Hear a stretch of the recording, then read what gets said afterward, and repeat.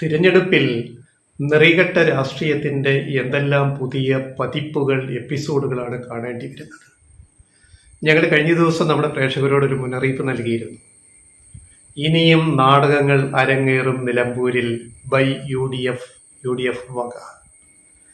Election count down ആരംഭിച്ചു കഴിഞ്ഞു.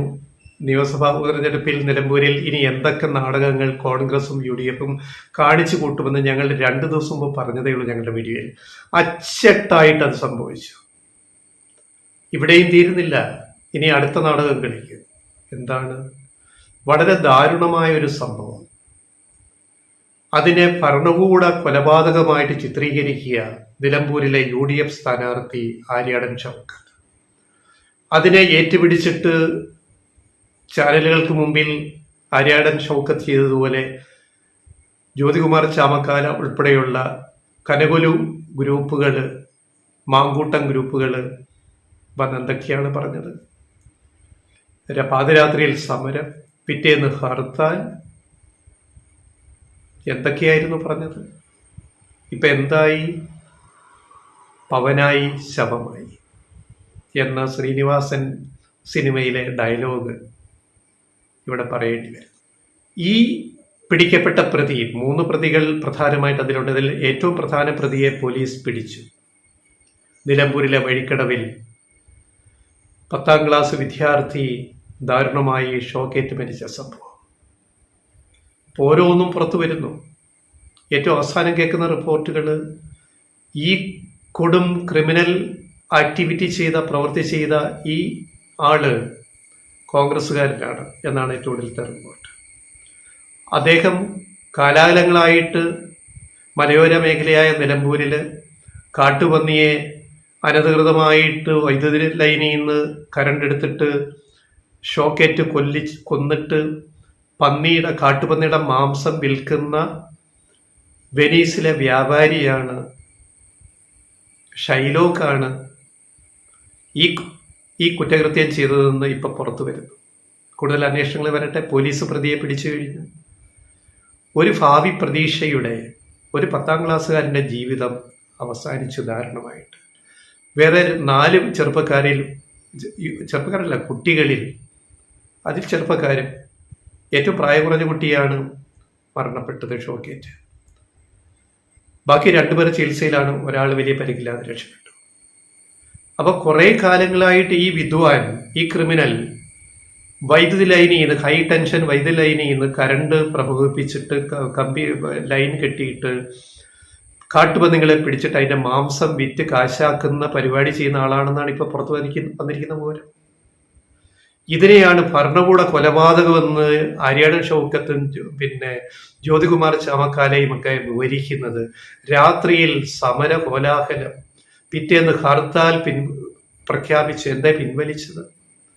ഈ സമര കോലാഹലം നടത്തിയിട്ട് പിന്നെ രാത്രി മിൽമ പാർലറിൽ വന്നിട്ട് ഐസ്ക്രീം ഒക്കെ കുടിച്ച് സന്തോഷിക്കുന്ന ഈ ചാമക്കാല ഗ്രൂപ്പിന്റെ വിഷ്വൽസ് ഇപ്പൊ യൂട്യൂബില്, സോഷ്യൽ മീഡിയയിൽ കാണാം.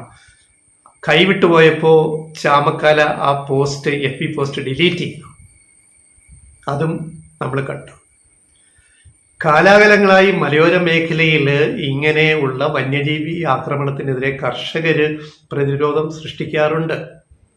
ഒന്ന് വനം വകുപ്പിന്റെ പ്രതിരോധം എന്ന് പറയുന്നത്, അവർ സോളാർ വേലി കെട്ടിയിട്ട് മൃഗങ്ങള് കൃഷിവാസ മേഖലയിലേക്ക്, കാർഷിക മേഖലയിലേക്ക് പ്രവേശിക്കാതിരിക്കാനുള്ള സോളാർ വേലി കെട്ടേണ്ട ഉത്തരവാദിത്വം വനം വകുപ്പിനാണ്. അത് വനം വകുപ്പ് പല ജില്ലകളിലും, മലയോര ജില്ലകളിൽ ചെയ്യുന്നുണ്ട്.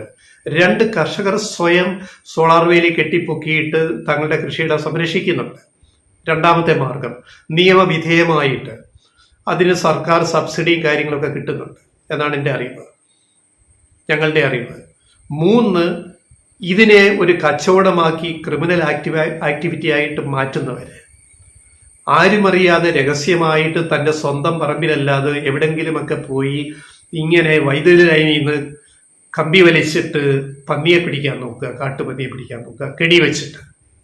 ഇങ്ങനെ കെണി വെച്ചിട്ട് പിടിക്കുന്ന വൈദ്യുതി ലൈനിൽ പോയിട്ട് അറിയാതെ പോകുന്ന ഈ പിഞ്ചു കുട്ടികൾ, പാവങ്ങള്, അല്ലെങ്കിൽ മനുഷ്യര്, ഇപ്പൊ സ്കൂൾ വിദ്യാർത്ഥികൾ, ചെറുപ്പക്കാരൊക്കെ പലയിടത്തും പോയിട്ട് എത്ര മരണങ്ങൾ ഈ നാട്ടിലുണ്ടായിരിക്കുന്നു. അതിനെല്ലാം പോലീസ് കേസെടുത്തിട്ടുണ്ട്. കേസ് അതിന്റെ വഴിക്ക് മുന്നോട്ട് പോകും. അപ്പൊ ഇതൊരു ക്രിമിനൽ ആക്ടിവിറ്റിയാണ്. അതിന്റെ പിന്നിൽ നിന്നതൊരു കോൺഗ്രസ്സുകാരനാണെന്ന് ഇപ്പോൾ പുറത്തു വരുന്ന വിവരങ്ങൾ.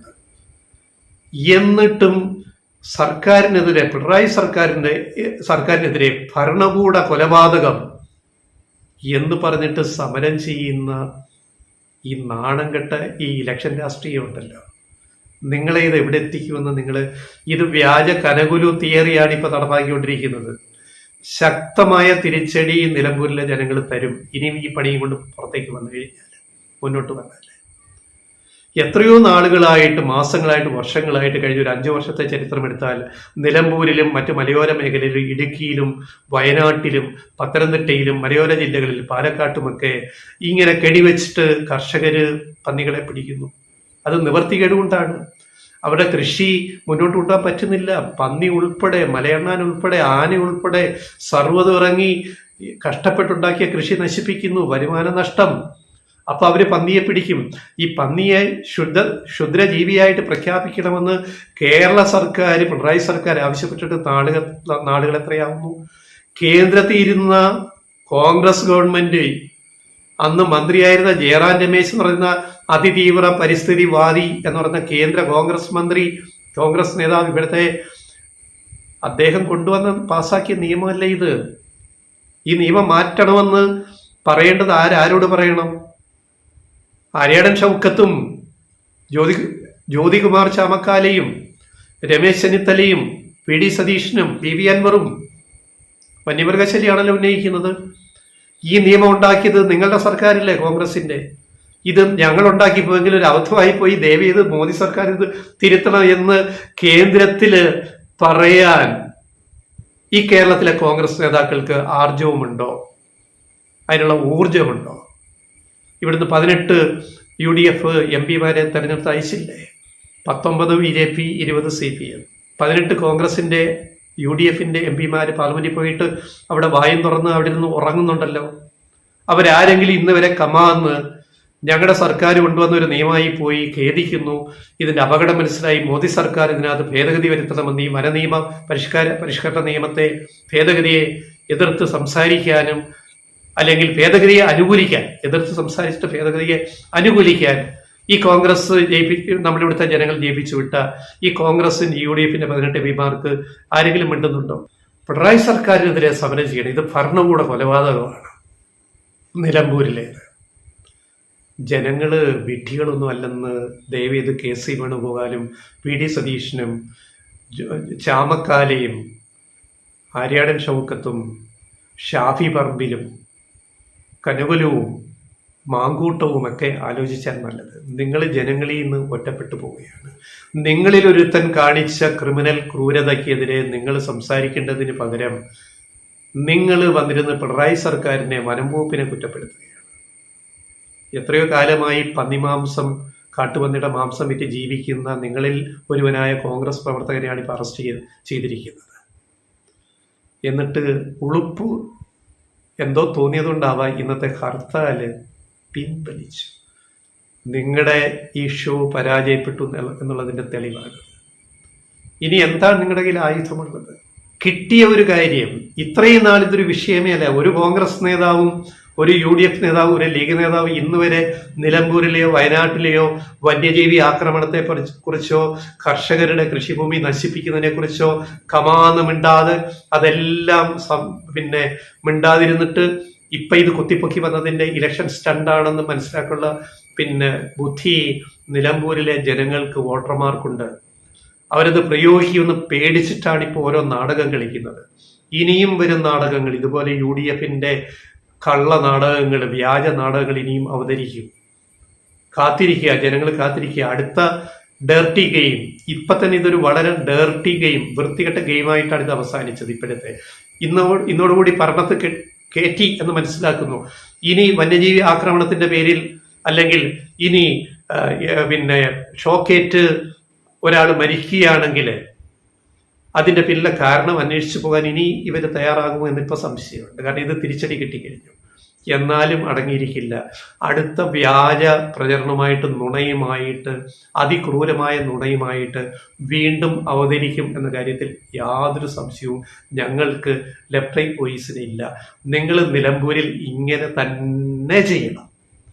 എങ്കിൽ മാത്രമേ അത് ഇടതുപക്ഷം എന്താണെന്നും എം സ്വരാജ് എന്താണെന്നും ജനങ്ങൾക്ക് കൂടുതൽ മനസ്സിലാക്കാനുള്ള അവസരം ഉണ്ടാക്കി കൊടുക്കുകയുള്ളൂ. അതുകൊണ്ട് നിങ്ങൾ നിങ്ങളുടെ പണി തുടരുക, ഈ കുത്തിത്തിരിപ്പ് പണി തുടരുക. വി.ഡി. സതീശൻ മുതൽ ഇങ്ങോട്ട് ആര്യാടൻ ഷൗക്കത്ത് വരെ അത് തുടരുക. കനകുലു ടീം അത് മുന്നോട്ട് കൊണ്ടുപോവുക. എന്താണ് വരാൻ പോകുന്നത് ജനങ്ങൾ അപ്പം തീരുമാനിച്ചോളും അവിടെ പോളിംഗ് ബൂത്തിൽ പോകുമ്പോൾ. അത്ര മാത്രമേ നമുക്ക് പറയാനുള്ളൂ.